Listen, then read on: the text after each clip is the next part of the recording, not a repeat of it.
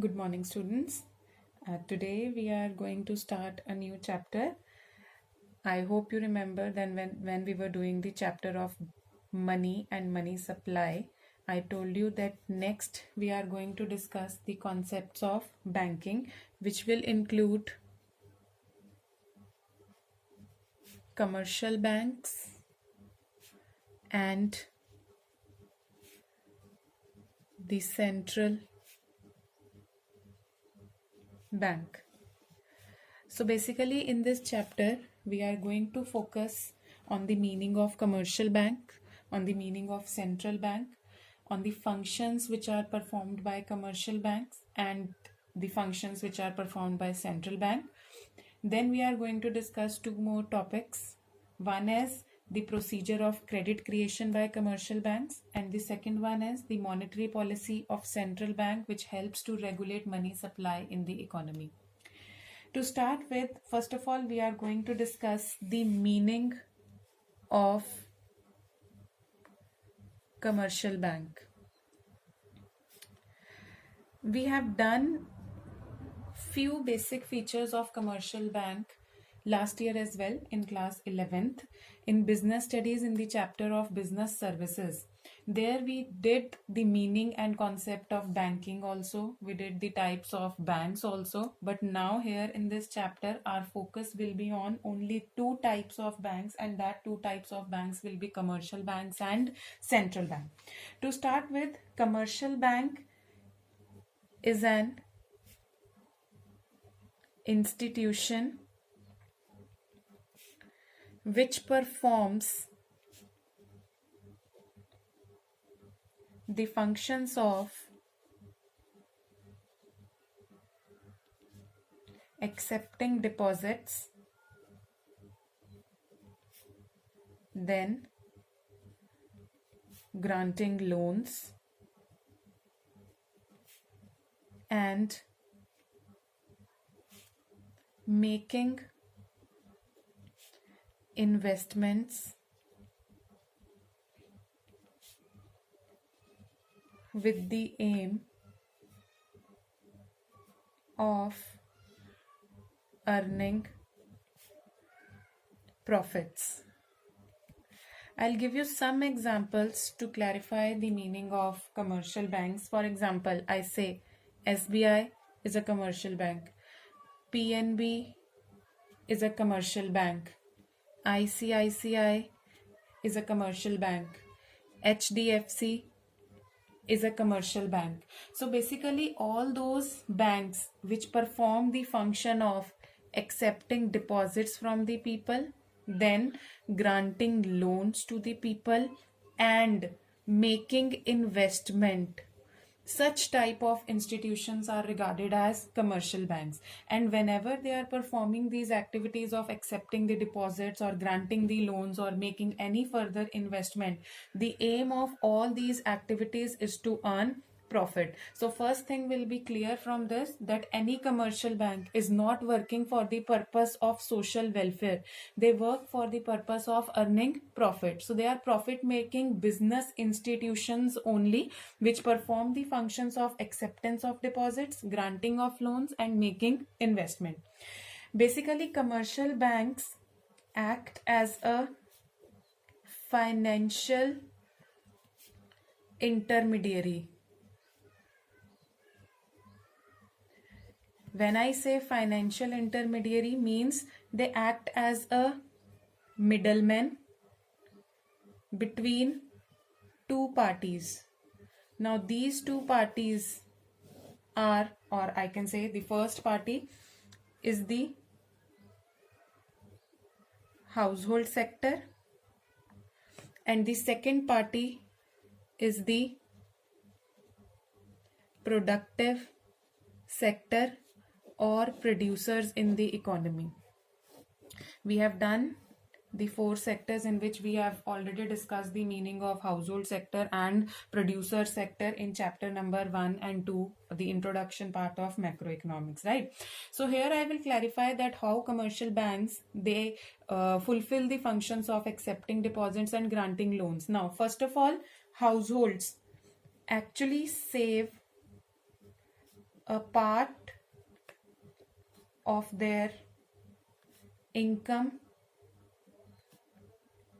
in the banks. So households keep their money with the commercial banks, and the way commercial banks deposit their money with them, that function is known as accepting deposits. Like if we have any surplus money available with us, I approach a bank, I open a bank account, and commercial bank agrees to keep my money with them and offer me a certain amount of interest as well. It means that commercial bank is accepting my deposit and giving me certain amount of interest on that deposit as well, right? Now when the money of the household sector reaches the commercial banks do not keep that money with themselves. What they do, they grant loans to the productive sector of the economy. They make available these funds. Which funds I am talking about? The funds which are deposited by the household sector with the commercial banks. So they make available these funds to the productive sector for further investment. So this is how commercial banks accept deposits from those who have surplus and provide these deposits to those people who are in requirement of the same. So first function is regarded as acceptance of deposits, and the second function is regarded as granting the loan. Now when commercial banks accept deposits from the household sector, they give a rate of interest. Like if I am depositing my money with the commercial bank will give me a certain percentage of interest on the deposit which I have made with them. That rate of interest at which they accept deposits of the people is known as borrowing rate. Why we are considering at borrowing rate? Because it is the money of the household sector and the money is now with commercial banks, means they have borrowed that money. On that they are going to give some amount of interest. That amount of interest is known as borrowing rate. Similarly, when the commercial banks provide loans or grant loans to the productive sector of the economy, again that is not done free of cost. Here commercial banks are giving some amount of interest to the household sector. In this case the commercial bank is going to charge certain amount of interest from the productive sector of the economy, because now they are the borrowers. They are borrowing the money. When they will repay the money to the commercial banks, they will repay it along with the amount of interest, and the rate at which banks, only the commercial banks, lend out is called lending rate. So this rate is known as borrowing rate. This rate at which commercial banks grant loans to the other sectors of the economy, that rate is known as lending rate. Now the difference between this lending rate and the borrowing rate is known as the profit margin of the commercial banks. In economic terms, this profit margin is known as spread. So what is spread? It is the difference between the lending rate and the borrowing rate. Common sense, if I say or talk about these two interest rates, this lending rate is more as compared to the rate of interest which is given on the deposits of the people. here, when commercial banks accept the deposit, generally they give you a 3 to 4% of interest. On the other hand, when they lend money, the rate of interest can be 12%. It may vary to 15% or 20% also in few cases. So this margin or difference in the interest rate is regarded as the profit margin of the commercial banks, which is known as spread. So here we have talked about certain terms in the introduction part only. The first one is borrowing rate, the second one is lending rate, the third one is the profit margin, which is also known as spread. Along with that, we have done two basic functions of commercial banks as well. The first one is acceptance of deposits and the second one is granting of. Now, after completing the concept and meaning of commercial banks, we are going to start in detail about the concept of central bank. So before I go with the proper meaning part of central bank, one word that I would like to discuss along with this is that central bank is regarded as an apex body, which means central bank is a supreme bank and it occupies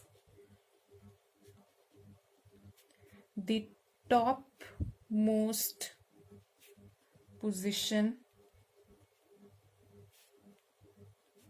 in the monetary and banking system of the country.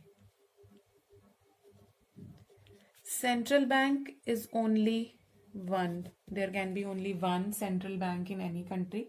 When I talk about from the point of view of India, Central Bank of India is the RBI or Reserve Bank of India. It is only one. RBI is one. RBI, that is the central bank. RBI is regarded as an apex body.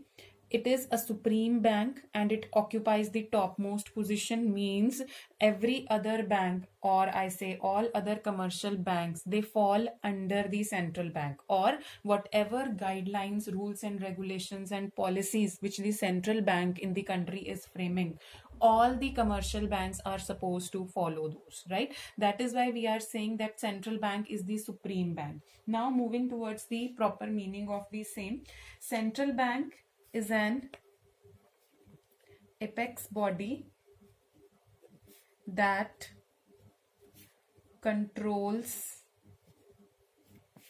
operates, regulates and directs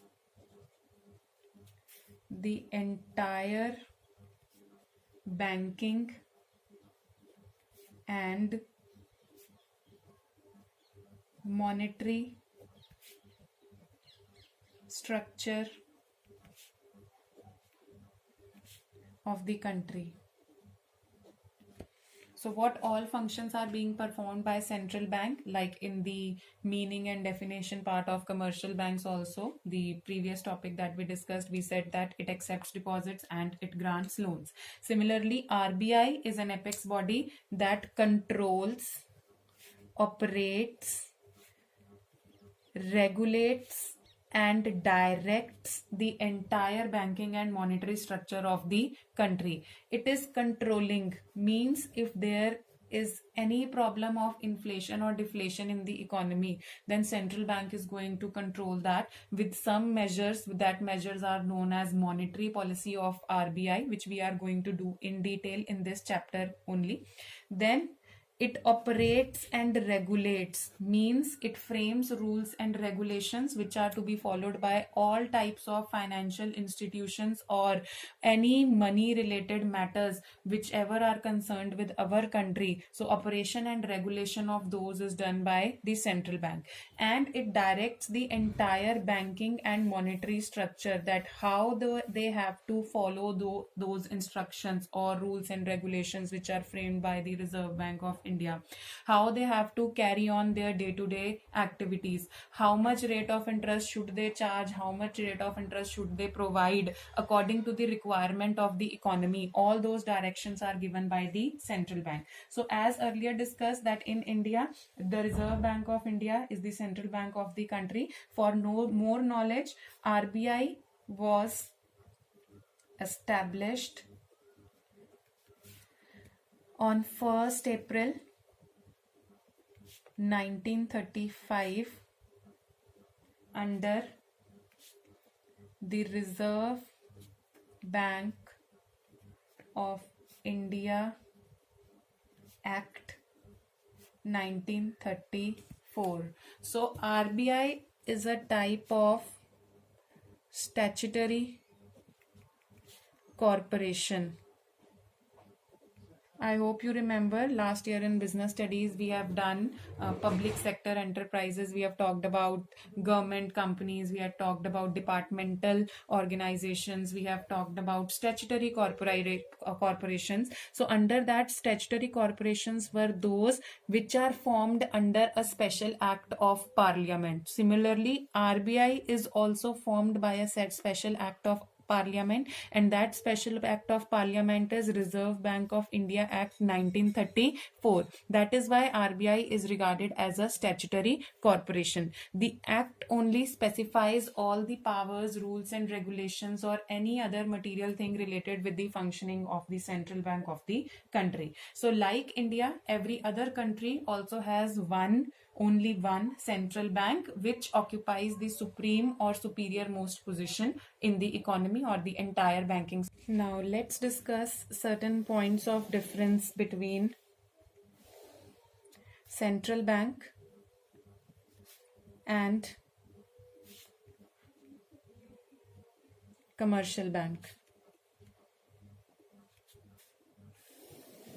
So the first point of difference that we are going to discuss will be the meaning part of the same, that we have already done in detail, in which we are specifying about certain functions which are performed by central bank and commercial bank. So anywhere in any part of the question or any topic, whenever any difference type question is there, our first part is always the meaning portion of the same, and we have already discussed the meaning of commercial bank as well as the meaning of central bank, right?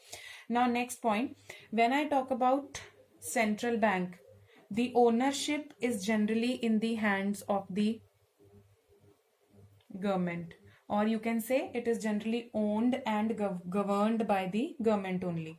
On the other hand, when I talk about commercial banks can be owned and governed by the government or the private sector. For example, if I say SBI, that can be a public sector bank. When I talk about PNB, again, that is a public sector bank. When I talk about ICICI, that is a private sector bank. There can be some foreign sector banks as well. For example, HSBC is a foreign sector bank. So central bank is the one which is governed by the government. Commercial banks are the ones which can be owned and governed by government also, as well as by the private sector also. One more thing to specify here, every bank other than Reserve Bank of India in our country will fall under the category of commercial bank only. Moving on to the next point of difference, I say central banks, they generally operate with public interest and without any profit motive. So the main purpose of any central bank in any country is that it operates in public interest and it does not work for the purpose of earning profit, whereas it is clear from the meaning portion of commercial bank. In the meaning portion only we said that all the activities which are performed by commercial bank is for the purpose of earning profit only. So it aims, or commercial banks aim to maximize profits. Next, and the fourth point of difference between commercial bank and central bank, I say central bank has sole monopoly in issue of currency. Now, this is a major point of difference. I say in any country, like let's say now about RBI only. In India, Reserve Bank of India is the only organization or agency which has the power to issue currency. Means all the currency, when I say it includes everything, the legal tender of the nation that we have discussed in the chapter of money as well. The authority to issue that currency lies in the hands of central bank only. The commercial banks, on the other hand, they have no power to issue currency. They only circulate the currency in the economy, but the organization which issues that currency is known as the central bank. Next point of difference. The central bank does not deal directly with the public, whereas commercial banks deal directly with the public. Again, a major point of difference which we haven't discussed earlier. Like we or general public of the country, if we are interested to take any loan, we will approach commercial bank. If we want to save our surplus money or deposit our surplus money with any bank, that bank will be a commercial bank only. We cannot directly go to central bank or RBI to deposit our money and to grant loan. That is why it is clearly stated that central bank does not deal directly with the general public. With the general public, the types of banks that deal are regarded as commercial banks. Now, if central bank is not dealing with the commercial public, then what they actually deal with? Central banks deal with the government of the country as well as the banking system, or you can say commercial banks of the country. The same relation which public has with commercial banks, all the commercial banks have with central bank. Like if any commercial banks want to deposit their account or deposit their surplus money in any account, then they will approach central bank to deposit the money. If any commercial bank is in need of money or they want some loan, then commercial banks will approach central bank to provide them the specified amount of loan. So central bank is not dealing directly with the public, but commercial banks, they directly deal with the public and they fulfill the requirements of the same. Another point, there can be only one central bank in any country and there can be a number of commercial banks. I told you earlier as well that RBI is the only central bank. Any bank other than the central bank will be the commercial bank. So the number of banks which we are having in India other than Reserve Bank of India, all those banks are regarded as commercial banks of the country. Now, one more major point of difference. Central bank controls credit. Commercial banks create credit. I would like you to remember these two words or terms which I have stated here, because on these two terms we are going to discuss two separate topics. One topic will be the process of credit creation by commercial banks. The other topic is how central bank helps in controlling credit in the economy.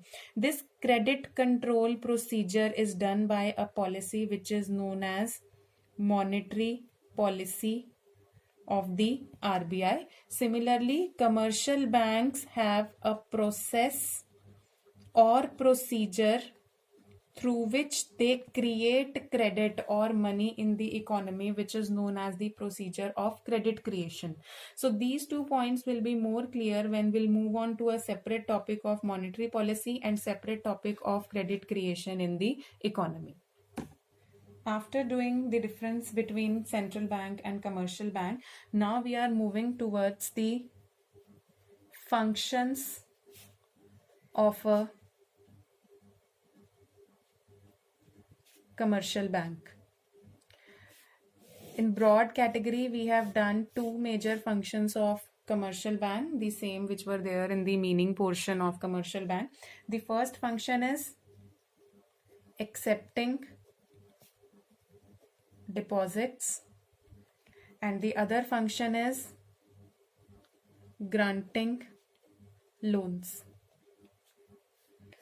So when I talk about accepting deposits, in economics, we are going to discuss about three types of deposits. The first type of deposit will be saving deposit. The second type of deposit is current deposit. And the third type of deposit is fixed deposit.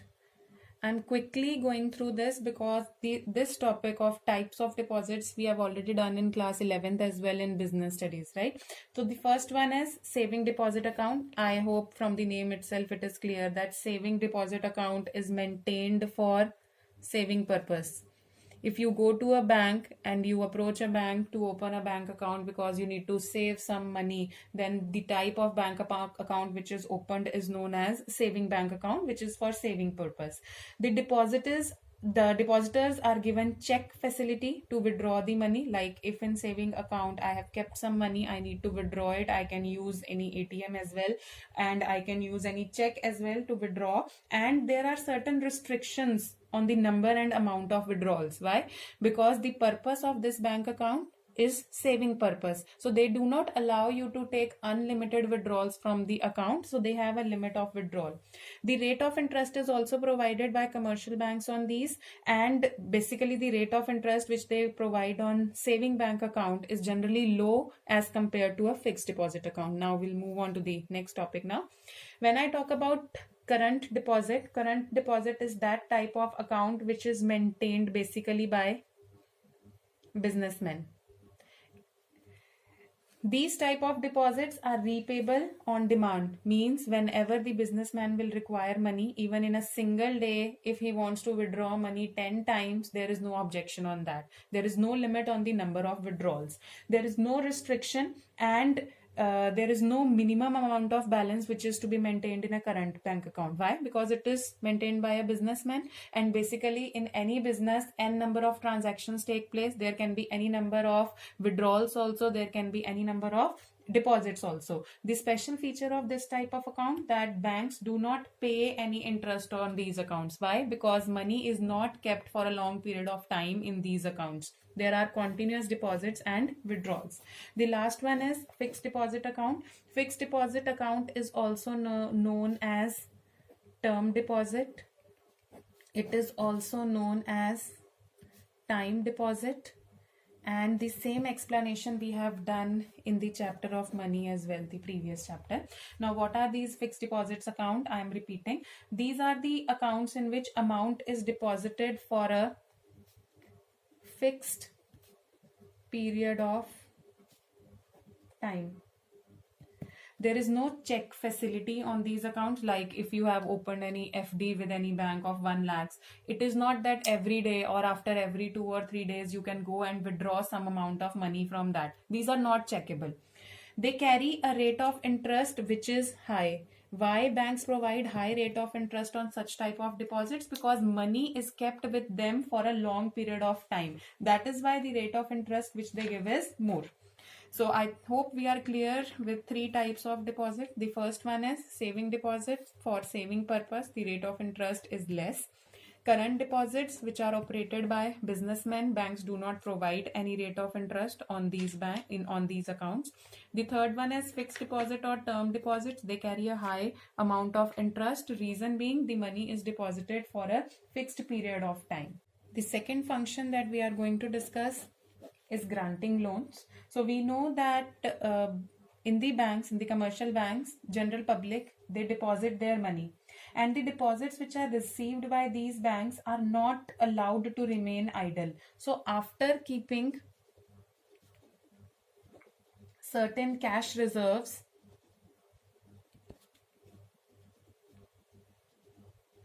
the balance is given to needy borrowers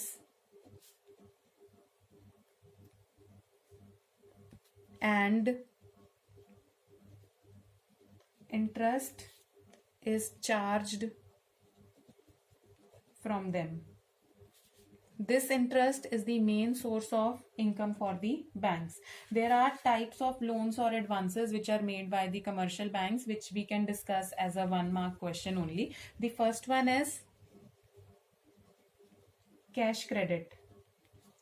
So I'll quickly explain the terms. The first one, cash credit, it refers to a loan given to the borrower against his current asset.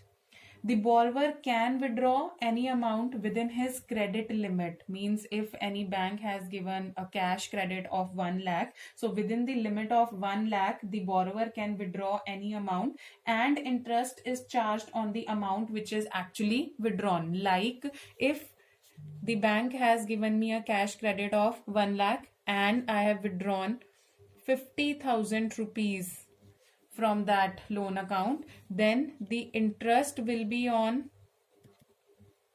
50,000 rupees only and not on the entire sum of rupees 1 lakh. The second type of loan is demand loan. Why we are referring this loan as demand loan? Because this can be recalled by the bank on demand anytime. So like if commercial bank has given me 1 lakh as demand deposit, then the commercial bank is having the right to call this 1 lakh rupees anytime they want. And when we talk about interest, the interest is payable on the entire amount of loan, unlike the cash credit. In cash credit, the interest is charged only on the amount which is withdrawn, but in demand loans, the interest is charged on the entire sum of money. The third one is short-term loan. These type of loans are basically given against some collateral. The money is credited to the account of the borrower and the borrower can withdraw money from his account. Again, the interest is payable on the entire sum granted, unlike cash credit. So here also, in a short-term loan on basis of certain securities, some amount of money is credited to the account of the borrower. The borrower is allowed to withdraw that money, but whenever he is making any amount of withdrawal, the interest charged will be on the entire amount. That is the basic difference between short-term loan and cash credit. In cash credit, interest is only on the amount of withdrawal. In case of short-term loans, the interest is on the entire amount, irrespective of the fact that how much the borrower has withdrawn from. After completing the points of functions of commercial bank, now we are going to discuss certain function of central bank. In total, we are going to discuss 7 functions of central bank, and it is important from the point of view of your final examination. You do not get all the 7 points to write under a 6-marker question, but you get specific point. Like if any function of commercial bank will be asked as a 3 marks question or a 4 marks question, or they can provide you 2 specific functions of central bank which you need to explain for 6 marks, like 3 plus 3 for both the parts of the question. Now moving with the first function of central bank. Central bank is the bank of issuing notes. For the detail or theory of this particular topic, I would like you to refer page number 154 and 155 of your book for the complete explanation of the points. So the things that I am going to discuss here, like I say that it is the bank of issuing notes. Issuing notes means that the sole authority of issuing currency lies in the hands of RBI. This we have done in the part of difference between central bank and commercial banks as well. One thing to note here, that RBI has the power to issue the entire currency except 1 rupee notes and coins. These 1 rupee notes and all the coins are issued by Ministry of finance. Am I clear with this? I am repeating that Reserve Bank of India has the authority to issue currency. That currency includes paper money and coins also, but RBI does not print or does not issue 1 rupee notes and coins. These 1 rupee notes and coins are issued by the Ministry of Finance. The second function I talk about, central bank is the banker to the government. Again, I am repeating one point from the points of difference. I told you that central bank, they do not deal with the general public. They only deal with commercial banks and the government. As a banker, the central banks, they provide various types of functions to the government. First of all, central bank acts as a banker to the government. Central bank acts as an agent to the government, and central bank also acts as a financial advisor to the government. As a banker, central bank manages the accounts of the government. As an agent, central bank buys and sells securities on behalf of the government. And as a financial advisor, it frames policies on economic, social, and monetary matters of the economy. So this is how central bank acts as a banker to the government. It not only maintains the accounts of the government, it acts as an agent as well. It acts as a financial advisor as well. Third function, bankers bank and supervisor. Bankers bank mean bank of the commercial banks. As I told you earlier as well, that if commercial banks, they have to deposit their surplus money, they will deposit it with RBI. If commercial banks are in need of any loan or any sum of money, then again they are going to approach central bank for the same. Central bank bears the same relation with the commercial banks as the commercial banks maintain with the general public. Commercial banks also comply with all the policies which are framed by the RBI, and this is how RBI acts as a supervisor. Supervisor means that RBI checks that whether the policies which have been framed, all the commercial banks are following those policies or not. The fourth function, lender of last resort. If commercial banks fail to arrange money from any other source, then the last resort which is available to them is the central bank. Central bank advances loans to commercial banks against approved security. Next point, fifth point of functions of central bank. Central bank acts as custodian of foreign exchange. Now, what is foreign exchange? First of all, foreign exchange stands for any foreign currency. Like any currency other than Indian rupee will be regarded as a foreign currency in India. In economic terms, that foreign currency is known as foreign exchange. So here, when we are talking about one of the function of central bank, I say central bank is the custodian of foreign exchange, means they make, or central bank makes, the reserves of foreign exchange. These reserves are basically maintained to control excess fluctuations in the foreign exchange rate. We all know that foreign exchange rate keeps on changing. Like if today $1 is equal to 65, after some days $1 can be of 70 as well, $1 can be of rupees 80 as well, $1 can be of rupees 64 as well. So to actually make these rates stable, RBI makes the reserves of foreign currency. Like RBI will be having some amount of dollars available with them, and when they see that there is shortage of dollars in our country, they release certain amount of dollars from their reserves. So they help in maintaining and stabilizing the rate of foreign exchange, or the appreciation and depreciation of our home currency is maintained with this function of central bank. Sixth function, clearing house function. So as discussed earlier that central bank is a banker's bank, means every commercial bank has its account with the central bank of the country. Like ICICI will be having one account or deposit with central bank, HDFC will be having the same, PNB will be having the same, SBI will be having the same.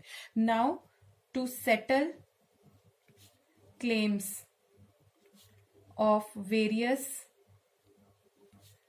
commercial banks against each other by making debit and credit entries in their account is known as clearinghouse function. Now how it happens, let me give you an example of the same. For example, I say there are two banks A and B. The same type of example is given in your book as well. Now bank A receives one check maybe of 20,000 rupees drawn on B bank. Same way B bank receives a check of rupees 5,000 which is drawn on bank A. Now instead of doing these separate transactions of 20,000 and 5,000 separately in the accounts of A and in the accounts of B, the central bank can perform the clearinghouse function by only making the transaction or the balance amount which is there. For example, here the balance is 15,000. So out, instead of doing the separate transactions of 5,000 and 20,000, RBI will do only one transaction of 15,000 by transferring the amount from one bank account to the other bank account. And central bank is able to do that because all other commercial banks, they have their accounts with the central bank. So it is basically hassle-free performance. Like instead of doing so many transactions with cash, they only make one transaction, and in this transaction there is no involvement of cash, only one amount is transferred from one account to the other account. The last function of central bank is the controller of credit. This controller of credit or control of credit is done by monetary policy of RBI, which is again a very important topic from the point of view of your final exams. I say central bank helps in controlling credit, means they control the money supply. They help in controlling the situation of inflation and deflation. Tomorrow, when we'll take up this chapter again, we are going to discuss in detail about the monetary policy and what steps are performed or what functions are performed by the central bank in this monetary policy in detail. We will take up tomorrow. I hope the topics that we have done today are clear, and if again I'm saying there is any doubt, then keep on noting it down in your register. When we'll meet, we'll again solve the problems and we'll again take up the topics if you have any problem in that. Thank you for today.